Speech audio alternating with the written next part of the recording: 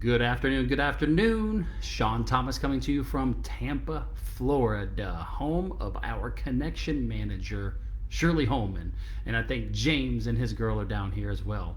We've got a bunch of questions. Super excited. Let me fix this camera angle and we are going to get started. Wonder if somebody can jump in here and make sure that we've got sound going on. I'm just going to assume the sound is going on. I'm going to get into my Microsoft Outlook. Here we go. Okay, the first question comes from Lauren Saints. And Lauren says, what items should I make sure to include in a partnership agreement? Does AO have a template? The background is I am opening an Etsy store and my partner and I have verbally agreed on things and are working on a written agreement. Okay. This question is very, very complex, Lauren, and my advice would be to get an attorney to work with you on the operating agreement between you and your partner.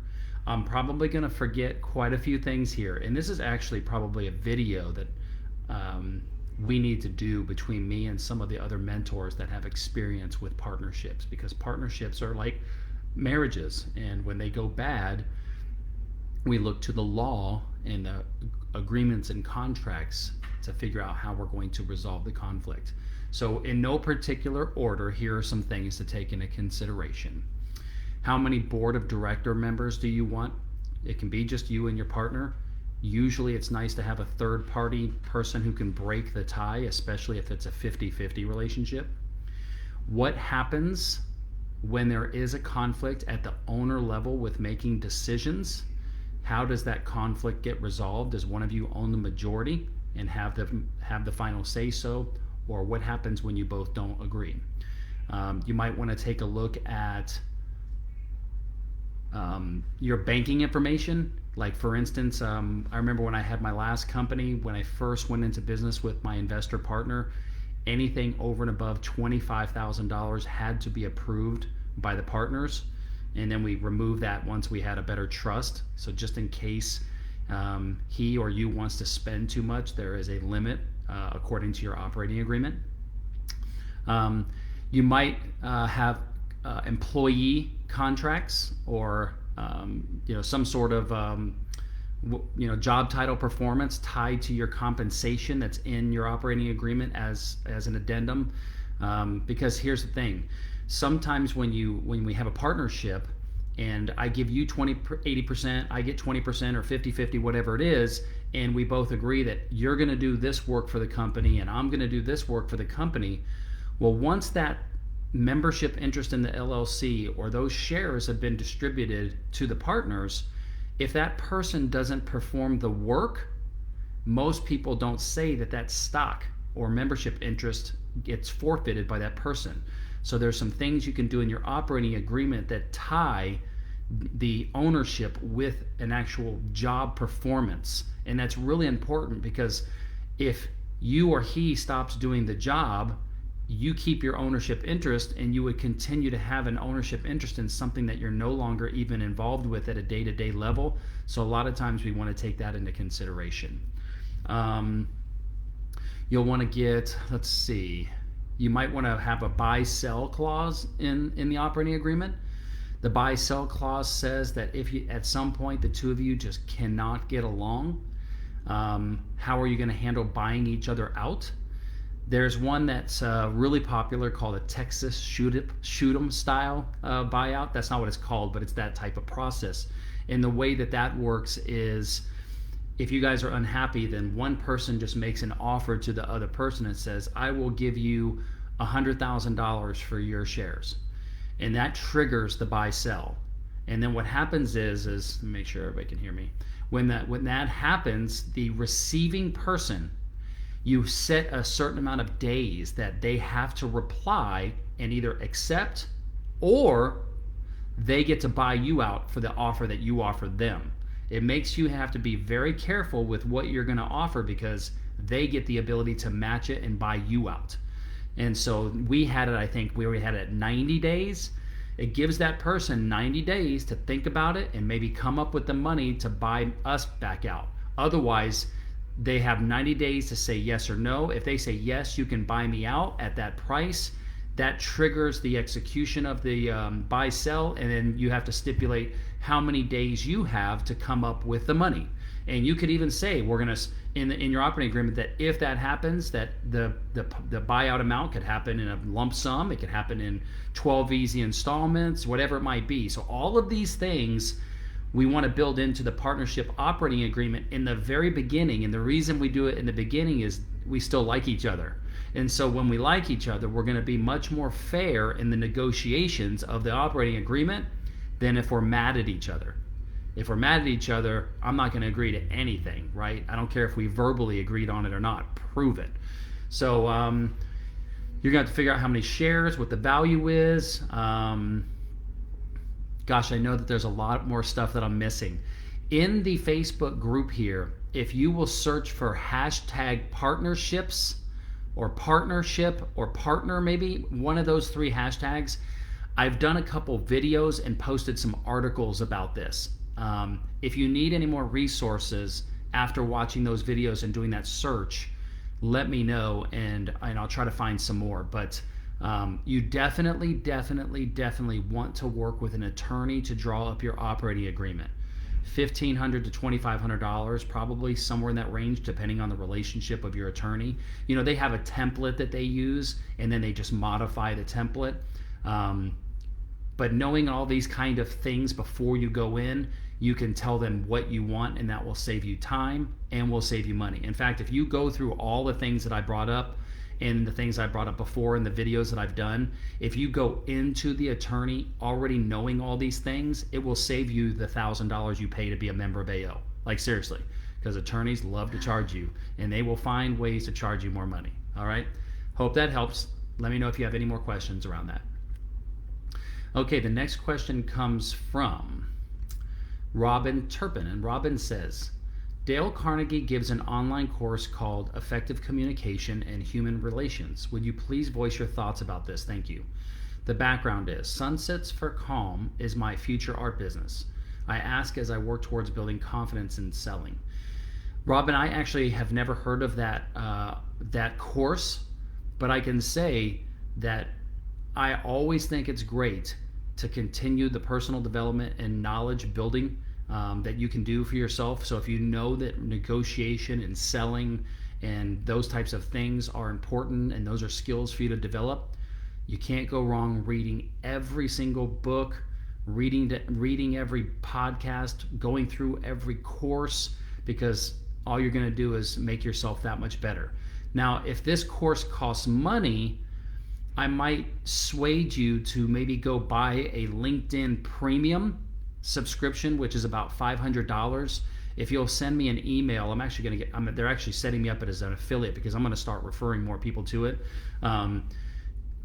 There's thousands of courses, and I know that there's a lot of it around effective communication in the LinkedIn, and you get it for $500 a year, and there's thousands of courses across all kinds of things. I think the LinkedIn Premium subscription for $500 is probably the greatest value in the online course world right now. All right. But like I said, you can't go wrong listening and watching as many as possible to increase your knowledge. Just be careful how much you spend out there on your learning. Okay. All right. The next question comes from Dan, and Dan says, what is the best way to get a customer to follow through with leaving a review?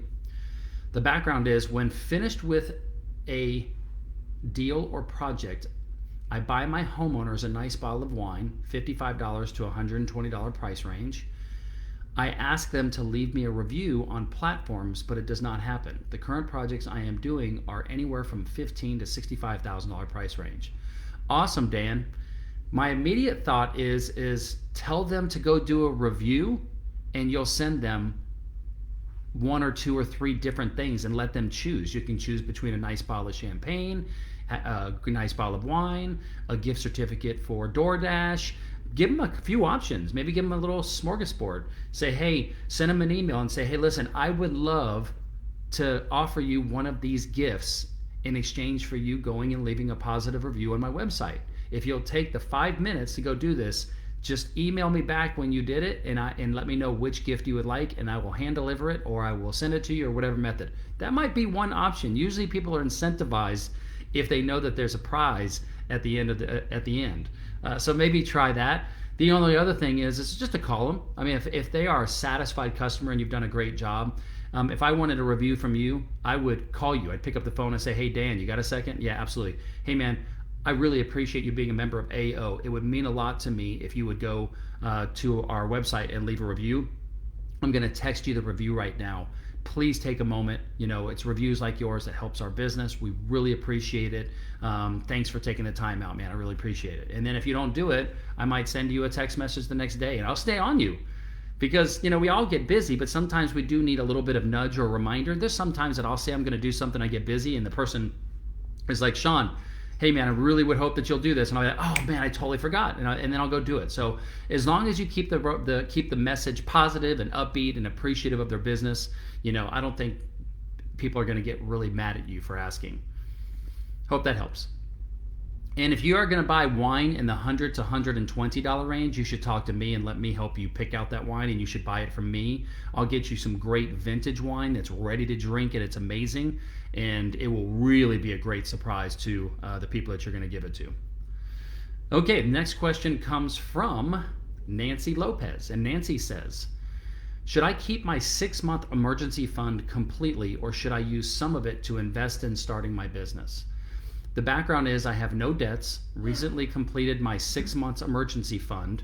I have $2,000 spare to invest in kicking off my jewelry business, for which I need to do so much. I can probably bootstrap, and not sure if I will quickly need more, and therefore will need to use the emergency fund.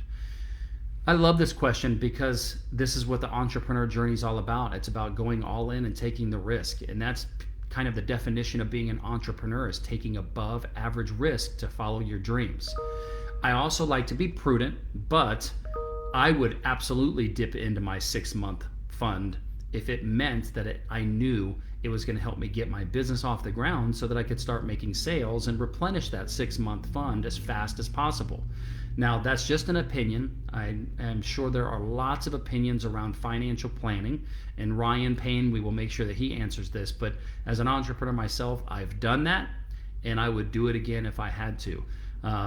I just want to make sure that I know that my product and service is ready, when it's going to be ready, and when I can start making sales. I like to always be able to forecast in the future when I'm going to be able to make something happen. Like, if I go all in, is it going to take me 2 months, 3 months? What is the checklist box of all the things that have to happen for me to start making money? And I would get all that together in a plan and go, okay, here is everything that I need to get done. Here is how much it's going to cost. I'm comfortable dipping into my 6-month fund because I see the light at the end of the tunnel. I'm going for it. That's what I would do if I were in your shoes, and I have been in those shoes before. Hope that helps, Nancy. Okay, the next question comes from Jake Carlisle, and Jake says, how to overcome feeling overwhelmed. The background is real estate flips, Airbnb rentals is his business. I'm a full-time student, and I also manage my business, as well as all of my personal investments. It's very stressful, and sometimes I feel like I'm not doing enough. Love this, Jake. One of the things that I do, and that I've seen a lot of people do once I introduce them to this concept, has worked really well. And that's to set out annual goals. There's a fine line between always wanting more and never being satisfied. There's a fine line in there somewhere that you have to find for yourself. I have found, and most of the people that I have found that I've worked with one-on-one or in peer exchange groups, is if I set an annual goal and I say to myself, if I reach this annual goal by the end of 2021, I feel like I am successful, I had a successful year, and I am 100% satisfied. And I'm going to celebrate. I'm going to be able to see all of the progress that I have made from the beginning of the year till the end, because I set the goals out, I wrote them down, I checked off the box when I completed them, and I can see how far I've gone. As entrepreneurs, a lot of times we forget to look behind us to see how far we've actually driven, and usually it's a long ways. And so it's really important to get into the habit of setting goals and tracking and measuring them so that you can see how far you've gone. And that way you never have that feeling of not doing enough, because it's natural for entrepreneurs to always set new goals, and because we're never just going to stop, right? But we also want to make sure that we're not doing it risking our health and our happiness. We don't want to do it at the expense of not being happy, right? So I hope that helps. Okay, the next question comes from Corey Stevens, and Corey says, is our ideal client someone who is similar to ourselves? Background is, I'm in direct sales, distributor of a water ionizer. I'm looking to share the opportunity more than I am wanting to share the product. I am wanting to build a team. I am currently going through the persona worksheet, feeling a little bit of resistance when filling it out. Okay, this is a good one. So Corey is in direct marketing, network marketing, multi-level marketing, whatever you want to call it. In network marketing, the best customers that are going to get into the business opportunity are the ones that also are great customers of the product. One of the things that I always urge people when they're getting into network marketing is to make sure that they absolutely love the product. The product has absolutely changed their life, and it's amazing. There's so many network marketing companies out there that it's not going to be hard to find one in which you truly believe in and love the product, because anybody that you try to sell the product to or sell the business opportunity to is going to see whether or not you truly believe in it. Now, in network marketing, boy, this is a tough one, because I would sell the product to anybody that I think it would benefit them. So I don't know if you put this in a house, but let's just say you put this in a house. I would want every single person that owns a house to have it. And it doesn't matter if that person is my age, my race, my gender, my ethnicity, anything. I want to sell it to anybody that has a house.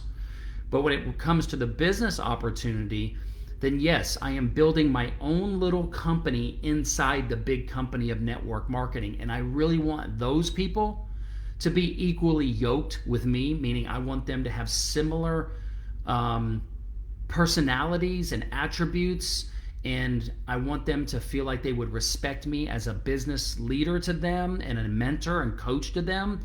And it would be sometimes a little challenging in the beginning for a 25-year-old to mentor and coach a 50-year-old in business, right? Not to say that can't and doesn't happen, but usually birds of a feather flock together.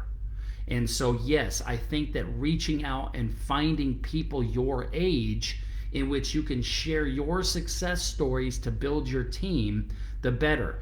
I also know that in network marketing, when somebody is just getting into it and starting to build their team, they really want to rely on their upline and the person that's probably making 7 figures already, so that you basically become a prospecting person to get people on the Zooms or in the meetings, and you bring your upline person, your sponsor, if you will, that's making 7 figures, and they help you build the opportunity and close the deals, and they help you become a better coach and leader to your team, and they have a vested interest to do that because they're making commissions off of your sales as well, right?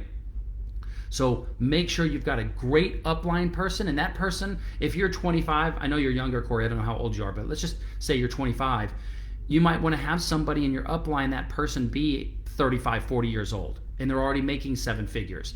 And that way you might be younger, but you might be selling the opportunity to some older people, and they might bond more with the upper person, and that's okay because it's a win-win situation for everybody if they do sign up, right? So food for thought. But in network marketing specifically, remember, go out there and make sales of the product. That's the first and foremost thing you want to do, and then you'll find your business opportunity people from those people, because people need to believe in the product. Okay, at least that's my opinion. I'm not a network marketing expert. I've tried a couple a long time ago, and I have spoken to a lot, and I have friends that are. You might also want to reach out to Aniza. I don't know if she's still in network marketing as well, but you might want to talk to her. She knows a lot about it. Aniza in the group. Aniza. Okay, the next question comes from Zach Knock, and Zach says, our MVP of the year, Zach, says, how do you start a training program for employees? What are the bare bones structure needed for a successful program? The background is my company, Diamond State Technology, specializes in working with access control, cameras, automation, and security systems for both residential and commercial applications. The reason why I'm asking this question is I'm growing rapidly and I need guidance on how to build a 6-month training program for my technicians. Thank you, mentors, for your valuable and irreplaceable knowledge. First off, I gotta say your business description is so spot on, Zach. I would let everybody that sees this video use that as an example of how well scripted and explanatory your pitch, your elevator pitch is. Diamond State Technology specializes in working with access control, cameras, automation, and security systems for both residential and commercial applications. Boom. Love that, Zach. Okay, to answer your question, I would do this. The next person that you hire, start building out your 6-month training process while you're training that person. So this could be taking videos on your phone and uploading those to a Google Drive or a YouTube channel. It could be telling them while you're training them to take notes or even do an audio recording so that you can then transcribe all of the training that you do from the audio recordings. There is a website you can join called rev.com, R-E-V as in Victor.com. You upload your audio file and they spit you out the text file. It's so easy and it's inexpensive, and that way you can just basically train somebody over 6 months, and then after you gather all the information that it took to train them, in 6 months you're going to have your full training program exactly the way that you trained them. That's what I would do. One of the things that's very difficult when I work with somebody one-on-one and helping them with training and building out their processes and their SOP, standard operation procedures, is they think that they have to data dump everything about the business in their brain at once. There's no reason to do that. That's overwhelming. Do it a little bit at a time, and every time you find yourself doing a process in your business, think about, oh, I could go ahead and record this on my computer or record an audio file while I'm doing of how to do it, and there's the process, there's the training.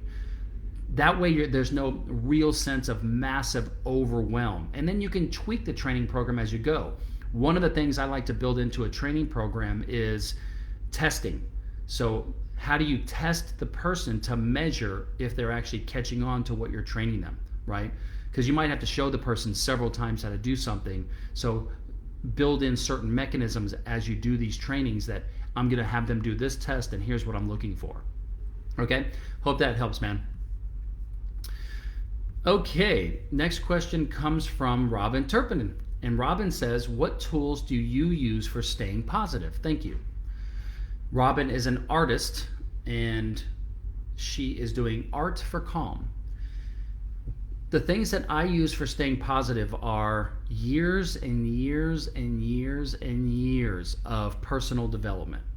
Reading books, reading articles, watching videos, watching TED Talks, coaching, therapy, more coaching, more therapy. It is a constant battle. I mean, one of the guys that you know that I like, Don DePani, who was a monk, lived in a monastery for 10 years, learned everything about being a monk and controlling your emotions. Even he loses control every now and then, he says. We're all people. It's how we bounce back and how we level out that calm. Some of the things that I'll do if I am really anxious and stressed out is my neuro-linguistic programming coach, back in the day when I used to get really anxious for meetings or uncomfortable conversations I knew I was going to have with my team, is he taught me to just tap my fingers and try to tap it at the pace that I want my heartbeat to be. Now, I can't teach you this technique, but that is the technique. Or I could tap my knee. And it forced me to breathe to try to bring my heartbeat down. And sometimes that meant me just isolating myself in my office or in the bathroom or somewhere quiet by myself to do that. In a meeting, if I felt myself, I developed a habit of if I felt myself about to lose control, I would start tapping and controlling my breath. Now, there are some times when you're going to lose control and you're going to have an outbreak. It's just part of life, and we work to get through that. But those are all the things that I do to stay positive. I also, I'm also optimistic, and I also always have goals, and I have found that by staying positive, I actually achieve my goals quicker and I'm happier, and that keeps me staying positive. I always try to do things I know one of the things that always makes me feel good is to try to help other people. So I try to do things that always make me happier and make me feel better. So that helps me stay positive. So I hope that helps. Thanks, Robin. Okay, and our last question. Actually, the last question came in as a second time from Corey, and it's the same question he already asked, and now that I've asked it. So I believe that is everybody. Hope that helps, Corey. I see you here on the live stream. Did that help?